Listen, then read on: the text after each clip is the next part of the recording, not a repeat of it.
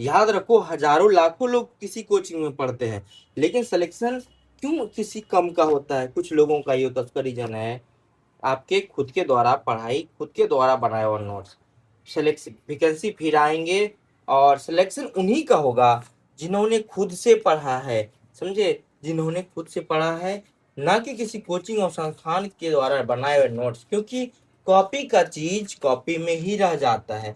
किसी दूसरे द्वारा बनाए घर, किसी दूसरे द्वारा बनाए गए नोट्स, वो आपके दिमाग में पूरी तरह से नहीं घुस पाता है। ये आपकी जीवन पता होगा जब आप किसी और बनाए रास्ते पर चलते हैं, और जब तक खुद उस रास्ते पे नहीं चलते हैं तो आपको उसका अनुभव नहीं होता है। यही चीज है आपकी पढ़ाई। याद रखिएगा, एनसीईआरटी सिर्फ एक बुक नहीं है, इसको समझने के लिए दिल और जिगरा चाहिए। याद रखिए, मैं आप लोग के लिए लाइन टू लाइन इसीलिए बताता हूँ कि आप लोग इस लाइन टू लाइन को समझें।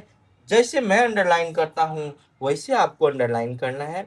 अंडरलाइन करने के साथ साथ, जब क्योंकि कॉपी का चीज कॉपी में ही रह जाता है, जब आप किसी और के नोट्स देखते हैं, पढ़ते हैं, तो आपके कॉपी में जो चीजें हैं वो कॉपी में ही रह जाते हैं, वो याद नहीं होते। जब आप खुद इस रास्ते पर चलते हो, जैसे मैं आपको करवाता हूँ हर लाइन, कौन कौन इम्पोर्टेंट है, कौन बिहार पुलिस में आएंगे, कौन रेलवे में आएंगे, कौन आए हैं, कौन पूछे गए हैं, और कहाँ से स्टेटमेंट के सवाल बन सकते हैं, आप बस उसको अंडरलाइन करते हुए निकलो। उससे आपकी तैयारी अच्छी हो जाएगी। साथ साथ शॉर्ट नोट्स खुद का एक कॉपी में तैयार होना चाहिए, जिससे आपको बहुत हेल्प मिलेगा। ठीक है?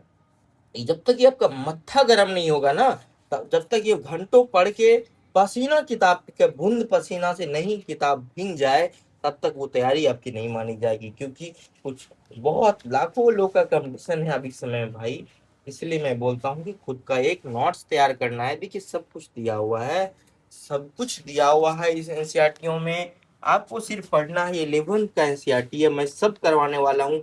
आप साथ में बुक और वीडियो देख के अंडरलाइन जरूर करो। नहीं टाइम मिले कहीं पढ़े, सिर्फ अपने बुक में अंडरलाइन जरूर करो। नए हो या पुराने बुक है, याद रखो उसमें अंडरलाइन करना है। ज्यादा चैप्टर आगे पीछे मिल सकते हैं, जो मैं बुक का पीडीएफ देता हूँ उसको भी रख सकते हो टेलीग्राम पे। लेकिन याद रखो, ऐसा नहीं है कि ये चैप्टर आपको नहीं मिलेंगे, मिलेंगे जरूर। साथ में नहीं अंडर बुक मिल रहा है तो शॉर्ट नोट्स जैसे मैं बताता हूँ वैसा बनाओ। जस्ट इसके बाद मैं शॉर्ट नोट्स का वीडियो लाऊंगा।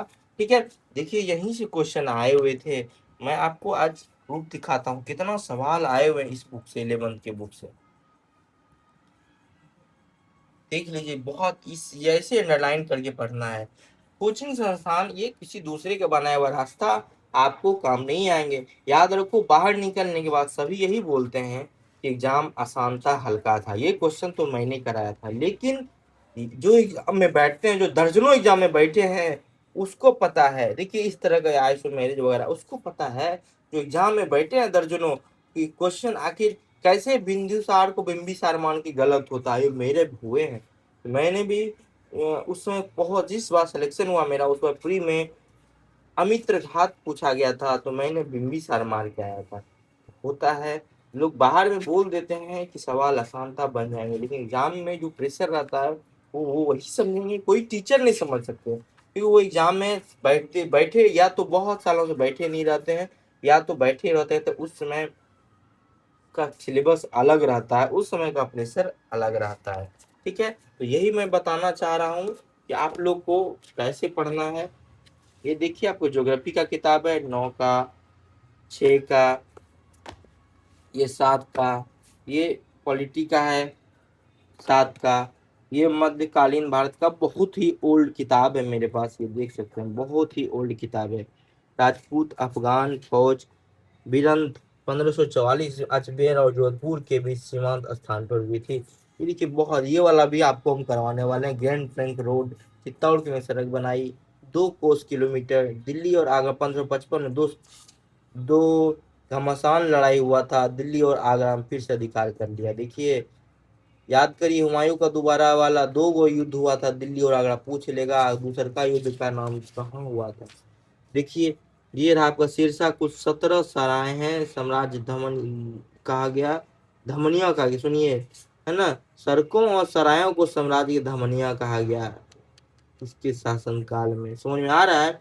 ऐसे ही एनसीईआरटी सवाल देते हैं। स्थानों को चुंगी लगाती है, सिंधु नदी के, सब कितना अच्छा से क्लियर किया हुआ है। ऐसे ही आपको पढ़ना है। आपने बुद्धि अपने बल पे सिलेक्शन लेना है, नहीं कि शॉर्ट नोट किसी और का नोट्स तैयार किया हुआ। क्योंकि आप जब नोट्स बनाते हैं किसी कोचिंग का ना, तो फिर कॉपी में रह जाता है, दोबारा नहीं पढ़ पाते।